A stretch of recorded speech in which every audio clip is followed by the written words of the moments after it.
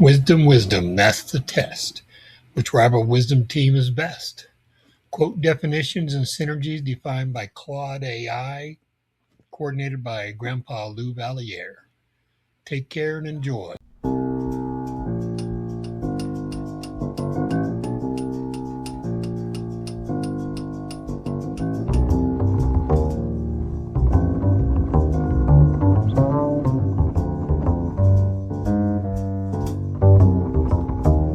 Team 43, see clearly. Quote definitions, biographical context and synergy analysis to replace hate.org with motivational education to guidealife.com. Quote 43.1. If I were two-faced, why would I be wearing this one? Abraham Lincoln 1809 to 1865. Quote definition. Delivered as a wry self-deprecating jest about his physical homeliness. This observation is also one of the most compressed available statements of genuine transparency. The person of authentic single-facedness has no reason to hide behind a better-looking alternative. The joke and the principle arrive together. Genuine integrity is accompanied by the ease of having nothing to conceal, and the humor is itself the proof of the confidence that only genuine transparency produces. Quote application. The mission of making America wiser and kinder must be single-faced. The same face to every audience, in every context, under every condition. Lincoln's wry observation is the church of snarky version of integrity's case for itself. If we were two-faced, we'd be wearing the better one. The fact that the mission shows the same face everywhere is not a limitation, but the evidence of genuine transparency that two-facedness could never afford. Abraham Lincoln was born in 1809 in a log cabin in Hardin County, Kentucky, the son of a poor farmer, largely self-educated through voracious reading, and became the 16th President of the United States. His presidency encompassed the Civil War, the Emancipation Proclamation, and the Gettysburg Address, among the most consequential 4 years any American president has served. He was also one of the most genuinely funny people ever to hold the office, using self-deprecating humor with the precision of a man who understood that genuine wit was both a social lubricant and a form of disarming honesty. His two-faces joke, reportedly delivered when an opponent called him two-faced, is characteristic. The humor lands because the transparent self-awareness it expresses is itself the evidence of the single-facedness it claims. This quote specifically encourages individuals to 1. Cultivate the genuine single-facedness that produces the transparency Lincoln demonstrates. The same face to everyone in every context because there is no better-looking alternative being saved for favorable audiences. 2. Use humor as Lincoln uses it here. Not to deflect but to demonstrate. The self-aware wit that proves genuine transparency by being able to joke about the very accusation that two-facedness would make devastating. 3. Apply Lincoln's standard to the mission. One face everywhere, always, and the church of snarky humor that demonstrates it is exactly the right vehicle for making the case. Quote 43.2. If you shut up truth and bury it underground, it will but grow. Émile Zola 1840 to 1902. Quote definition. Truth is organic. It possesses a growth force of a living thing that suppression cannot permanently halt. The attempt to bury truth does not destroy it, but concentrates it, pressures it, and eventually produces a growth more powerful than what honest circulation would have created. Buried truth grows toward the surface with the force of everything that has been compressing it, and it arrives with the energy that suppression has been accumulating. Quote application. The truths about human dignity, about hatred's costs, about the possibility of genuine wisdom and kindness, these cannot be permanently suppressed. Every attempt to bury them gives them the underground growing time that Zola describes. The mission plants the seeds and trusts the organic truth growth that suppression accelerates rather than prevents. The buried truth grows, and when it emerges it carries the force of everything that tried to hold it down. Émile Zola was born in 1840 in Paris, the son of an Italian engineer, and became the leading figure of French literary naturalism. His 20-novel Rougon-Macquart series, tracing the effects of heredity and environment across a family over several generations, produced Germinal, Nana, and L'Assommoir among the most powerful social novels in the language. He is best remembered today for Jacques, his open letter published in the newspaper L'Aurore in January 1898, accusing the French government and military of wrongfully convicting Alfred Dreyfus, a Jewish army officer, of treason. The letter led to Zola's own conviction for libel and forced exile to England for a year. Dreyfus was eventually exonerated. Zola's truth had grown from its attempted burial exactly as he described. He died in 1902, apparently of carbon monoxide poisoning from a block chimney, though some suspected foul play.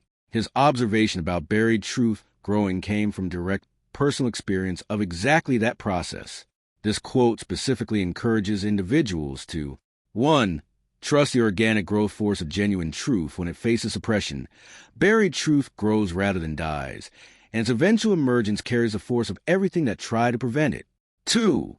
Plant truth honestly even when immediate suppression seems likely, because the underground growing time is not wasted but accumulated, and the truth that emerges will be stronger for it. 3. Apply Zola's organic confidence to the mission.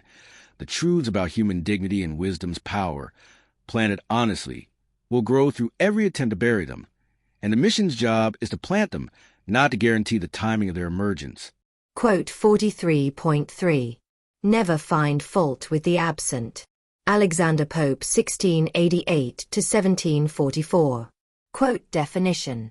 Criticism of those who are not present to respond, to clarify, or to defend themselves is a moral failure in both character and reasoning. It takes the coward's advantage of uncontested ground, and it substitutes the convenient target of absence for the more demanding fairness of criticism offered where it can be heard and engaged. The absent cannot answer, therefore fault-finding with them is safe, easy, and for exactly those reasons, unworthy. Application. The work of seeing clearly requires applying the same honest standard to those who are absent that one applies to those who are present. The hatred that most readily attacks groups rather than specific individuals is the organized form of finding fault with the absent. The members of the targeted group are absent from the conversation in which they are being condemned, and the condemnation exploits exactly the absence that Pope names as the coward's preferred terrain. Alexander Pope appears in Teams 39, 41, and 42 as well. His range of observation anchors multiple frameworks. Here, in Team 43, his most directly ethical principle of fair-mindedness takes the stage. Born in 1688 in London, Catholic and therefore socially disadvantaged in Protestant England, Pope understood the experience of being found fault within one's absence. Literary and personal attacks made in contexts where he could not respond were a consistent feature of his career, and he had suffered the consequences of the genre he is here condemning. His principle came from direct experience of how absent targets are treated, and his instruction, never find fault with them, reflects both his personal experience of the injustice and his philosophical conviction that genuine fairness required the presence of the one being judged. This quote specifically encourages individuals to 1. Apply the principle honestly. Withhold fault-finding from those who are absent, reserving criticism for contexts where it can be heard, engaged, and responded to rather than exploiting the convenient uncontestedness of absence. 2. Recognize that the condemnation of entire groups, who are by definition absent from the conversations that condemn them, is the organized form of exactly the fault-finding Pope prohibits. 3. Apply Pope's standard to the mission. Speak about those who are absent with the same care and fairness that their presence would require, because genuine clear seeing requires the same honest standard whether the subject is present or not. Quote 43.4. In the kingdom of the blind, the one-eyed man is king. Desiderius Erasmus 1466 to 1536. Quote definition. Even partial vision, the single eye that sees what the completely blind cannot, creates overwhelming comparative advantage in an environment where no one else can see at all. The one-eyed king is not exceptional in absolute terms. They are exceptional only by comparison to the complete blindness that surrounds them. Partial wisdom in an environment of widespread ignorance still confers genuine and significant advantage. Quote application. The wisdom the mission offers need not be perfect or complete to be genuinely transformative. In communities where hatred and ignorance dominate, even partial wisdom, even one eye open to the full humanity of those previously dehumanized, constitutes the kind of comparative advantage Erasmus describes. The one-eyed person in a kingdom of the blind is not being asked to pretend to more vision than they possess. They are being asked to use the one eye they have because in that kingdom, it makes all the difference.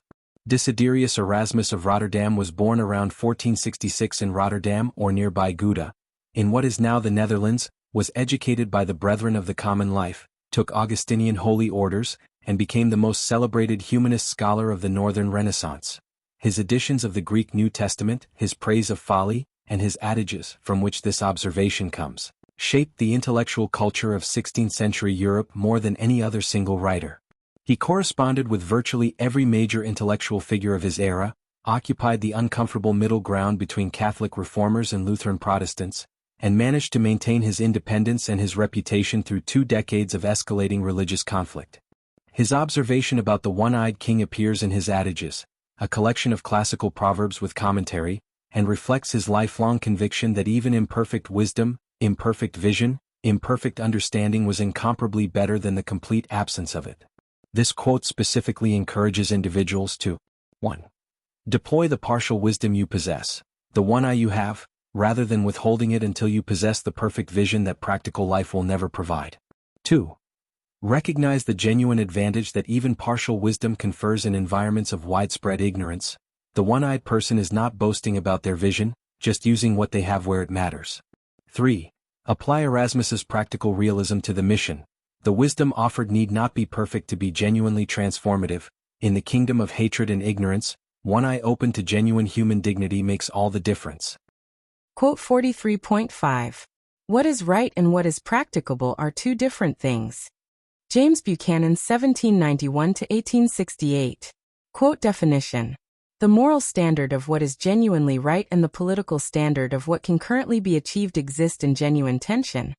They are not the same thing, and confusing them in either direction produces either impractical idealism, demanding the right regardless of what is achievable, or moral compromise, accepting whatever is achievable as if it were right. Clarity requires holding both distinctions simultaneously, rather than collapsing one into the other. Quote application. Seeing clearly requires honestly naming this distinction when it operates. The mission knows what is right, genuine human dignity for all, wisdom replacing hatred. And it operates in a world where what is practicable in any given moment is something less. Buchanan's observation is not an excuse for accepting the gap but an honest naming of it. The right remains the standard, the practicable is the territory of current work, and confusing them in either direction helps no one. James Buchanan appears in Team 30 as well, where his observation about liking the noise of democracy anchored the diversity framework. Born in 1791 in Pennsylvania, and serving as the 15th president, 1857 to 1861, Buchanan is generally considered one of the least effective American presidents. His failure to act decisively on the secession crisis that led to the Civil War is the primary mark against his legacy. His observation about right versus practicable has a bitter biographical resonance. He understood the distinction clearly, and his presidency demonstrated what happens when the practicable is given priority over the right for too long. The moral cost of that priority was the war his successor had to fight. The observation is honest. The life it came from is a cautionary illustration of what happens when the gap between right and practicable is used as a reason to accept less than the right rather than as a challenge to pursue it. This quote specifically encourages individuals to 1. Hold the distinction clearly. The right is the permanent standard, the practicable is the current field of action. Neither collapses into the other, and clarity requires holding both simultaneously. 2. Resist using the distinction as an excuse for accepting the practicable as a substitute for the right. Buchanan's cautionary example is the cost of that substitution over time. 3. Apply honest naming of the gap to the mission. There is what is right about human dignity and wisdom, and there is what is currently achievable.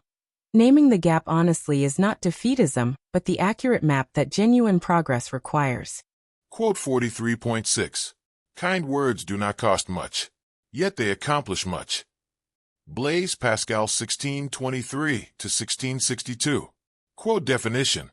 The asymmetry between the cost of genuine kindness and expression and its potential impact is one of the most striking available observations about human interaction.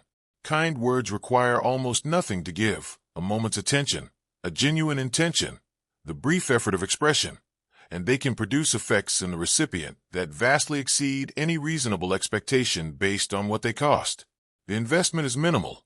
The return is potentially enormous and often lasting. Quote application.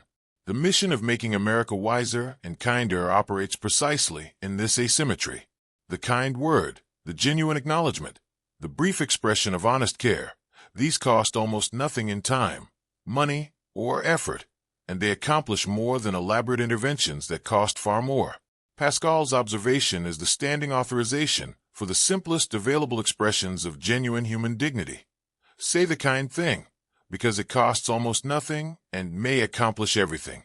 Blaise Pascal was born in 1623 in Clermont-Ferrand, France, showed mathematical genius from earliest childhood. He had independently rediscovered several of Euclid's theorems by 12, invented one of the first mechanical calculators at 19, made fundamental contributions to probability theory and fluid mechanics, and underwent a profound religious conversion in 1650, that reoriented the remainder of his brief life. He died at 39, toward the theological writing collected, posthumously as the Pensées. His observation about kind words reflects the characteristic Pascal combination of mathematical precision and human warmth. The calculation is exact, almost no cost, and the result is large, much accomplished, and the asymmetry is as striking as any theorem he proved. He had found in his own life that the simplest expressions of genuine human care often produced the most consequential effects, a discovery that his mathematical mind recognized as one of the more remarkable available ratios. This quote specifically encourages individuals to 1. Give the kind word freely and regularly. The near-zero cost makes withholding it one of the worst available investment decisions, and the potential accomplishment makes giving it one of the best. 2. Apply Pascal's asymmetry as the standing authorization for the simplest expressions of genuine human dignity. The acknowledgement, the genuine compliment, the brief expression of honest care, these cost almost nothing and may accomplish everything. 3. Scale the insight to the mission. The kind word that opens a heart to wisdom is accomplishing more than the elaborate program that costs 1,000 times as much. Invest first in the almost free, highest return instrument available. Quote 43.7. 40 is the old age of youth. 50 is the youth of old age. Hosea Ballou, 1771 to 1852. Quote definition. The transition through the decades of adult life is not a single arc of decline but a series of reinventions, each decade closing one chapter and opening another. 40 marks the end of youth's particular form of energy and the beginning of something different. 50 marks the beginning of age's particular form of wisdom and the opening of what that wisdom makes newly possible. Each transition is simultaneously an ending and a beginning with its own distinct and genuine richness. Quote application. Seeing clearly requires seeing age without the distorting lens of either idealization or dread. Every stage of life has its own form of clarity. The 40-year-old finishing youth and the 50-year-old beginning what age makes possible are both in transition, both in possession of something the other stage lacks, and both capable of the wisdom that their particular vantage point affords. The mission serves all of these stages and should see each clearly. Hosea Ballou was born in 1771 in Richmond, New Hampshire, the son of a Baptist farmer, became a Universalist minister at 20, the youngest in the denomination, and spent 60 years preaching the theological doctrine that God's love was universal and that all human beings would ultimately be saved. His advocacy for universalism made him one of the most influential liberal Protestant voices of the early 19th century, and his treatise on atonement, 1805, was the foundational theological text of American Universalism. He lived to 81, had thus experienced firsthand the transitions between youth and middle age and true old age that his observation describes, and delivered the paired formulation with the wry warmth of someone who had lived long enough to see each decade clearly rather than dreading or idealizing any of them. This quote specifically encourages individuals to 1. See each decade of life as its own distinct chapter with its own genuine richness, neither diminishing it by comparison to earlier chapters nor dreading the ones ahead. 2. Apply the reinvention framing to every major life transition. The end of one chapter is the beginning of the next, and the next possesses what the previous one could not yet offer. 3. Use Ballou's warmly realistic observation to see the people the mission serves at every age clearly, neither pitying the aging nor dismissing the young, because each stage has its particular vantage point and its particular wisdom. Quote 43.8. They can because they think they can. Virgil 70 to 19 BC. Quote definition. The belief in one's own capability is not merely a psychological comfort, but a genuine causal factor in actual achievement. The person who genuinely believes they can is more likely to attempt, to persist, to find creative solutions, and to recover from setbacks than the person who does not. The belief does not guarantee the outcome, but it is among the most reliable available predictors of whether the attempt that makes the outcome possible will even be made. Quote application. This is one of the most direct available statements of the mission's ultimate premise from a classical source. The mind makes the body, Sojourner Truth, Team 38, and the belief that they can is what enables the can. The wisdom education that shifts what people believe about their own capability, about whether they can resist hatred, whether they can build genuine community, whether they can become genuinely wiser and kinder, is directly enabling the outcomes it educates toward. Publius Virgilius Maro Virgil appears in Team 31 as well, where his principle about endurance conquering bad fortune anchored that framework. Born in 70 BC near Mantua and dying before he could complete the final revisions to the Aeneid, Virgil was the most celebrated Latin poet. His Aeneid, Eclogues, and Georgics shaped Western literary culture for 2,000 years.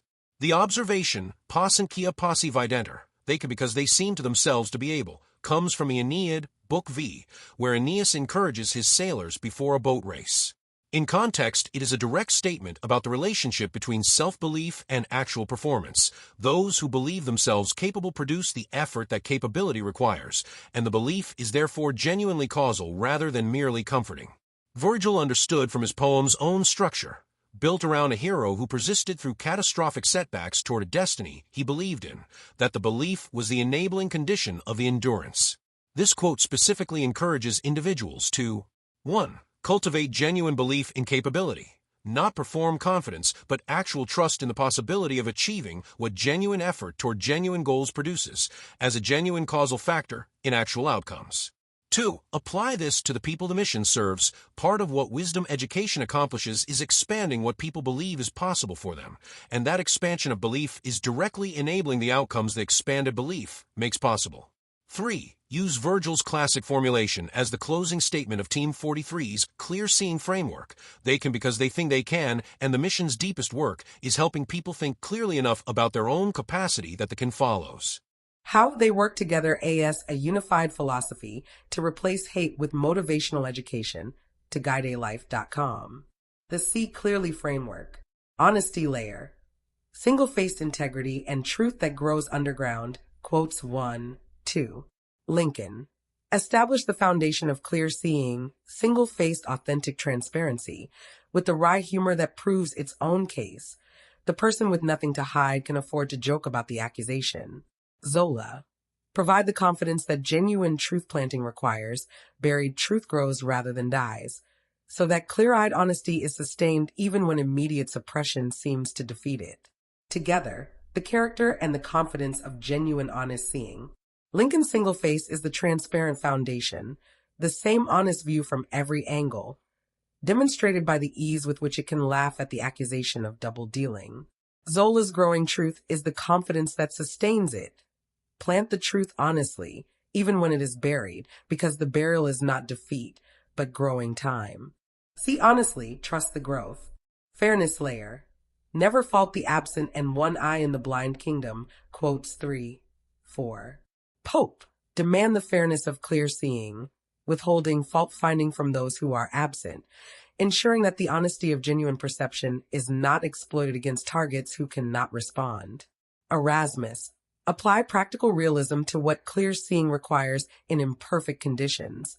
Even partial vision creates genuine advantage in environments of widespread blindness, preventing the paralysis of perfect vision or nothing. Together, the fairness and the practical sufficiency of clear seeing. Pope's prohibition on absent fault finding ensures that honest perception is not weaponized against those who cannot respond. Genuine clarity applies the same standard everywhere, including to those who are conveniently absent. Erasmus's one-eyed king ensures that the single-eyed genuinely available is deployed rather than withheld pending the arrival of perfect binocular vision that practical life will never provide. Realism layer.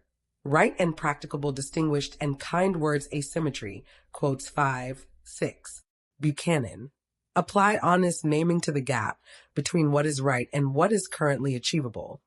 holding both standards clearly without collapsing one into the other in either direction. Pascal, provide the most practically efficient instrument available for closing that gap. Kind words that cost almost nothing and accomplish enormously, making the simplest expression of genuine dignity the highest return available investment. Together, the honest map and the most efficient tool of clear-eyed realism. Buchanan's right versus practicable distinction is the honest map. This is where we are, this is where we need to go, and the gap is real. Pascal's kind words asymmetry is the highest return available instrument for closing it. The tool that costs almost nothing and accomplishes much is exactly the right first investment in the territory between what is right and what is currently practicable. Possibility layer. Life's reinventing chapters and belief-enabling capability, quote 7, 8. Baloo. Provide the clear seeing of age's transitions, neither dreading nor idealizing any decade, recognizing each as its own chapter with its own genuine richness and its own particular vantage point. Virgil. Close the framework with the deepest available causal observation. They can because they think they can, making genuine belief in capability a direct enabler of the actual capability it trusts. Together, the temporal clarity and the ultimate enabling conviction of clear seeing. Baloo sees each life stage clearly, without the distortion of dread or idealization, providing the calm, realistic appreciation of what each chapter actually offers. Virgil closes with the deepest truth about what genuine clear seeing ultimately enables. The person who sees their own capacity clearly enough to believe in it can do what the person who doesn't believe cannot. See each chapter clearly. Believe in what it makes possible. Free Easy Extra Advantage Math, Spelling and Reading Workbooks you can download for free at stop2think.com or buy at educationstopshate.com. Free Easy Math Wisdom Workbooks with octo repetition to grow math self-confidence. You'll get plenty of repetitive practice of age ranges and averages of our 52 teams of 8 quote authors. Free Easy Alpha Cipher-coded puzzles teach letters, numbers, and phrases using antique wisdoms that encourage and educate. Can you decode this cipher quote of encouragement using either our Learning to Spell or just for fun instructions?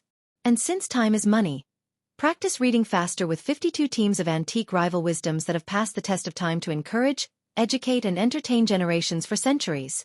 We offer printed versions and timed videos with background music. Sign up for free weekly emails of 52 teams of antique rival wisdom workbooks with easy math, spelling, and reading practice. And, if you'd like to get paid for sharing our wearable wisdoms, keep this in mind. Everyone I know wears a shirt, and most of us change them daily, so change your shirt and change the world. Social equalities are blatantly subliminal antique positive wisdoms repetitively shared without saying a word. This applies to all our wearable shareable wisdoms. Like pretty witty baby onesies and baby tees that you and others will see and read multiple times a day. The same is true with pretty witty kids, but they'll also share these wisdoms with anyone that can read at daycare or school. Youthful truths let your kids gain confidence sharing antique wisdoms with their friends. Imagine them sharing words of wisdom with classmates and teachers. I think, therefore I think tees I wear is a super easy way to share words of wisdom that have passed the test of time. Our social equalities help make us all wiser and kinder with blatantly subliminal messages promoting a more fair and equal opportunity society for all. And don't forget our giftwisdoms.com for birthdays and holidays that makes it easy to share the wisdom with clothing, coffee mugs, and magnets. So do the future a favor by encouraging, educating, and entertaining with words of wisdom that have passed the test of time to make us all wiser and kinder. With wearable wisdoms to fit babies, kids, and adults. You can clothe a whole family, city, or state. Join the 52 of 8 today.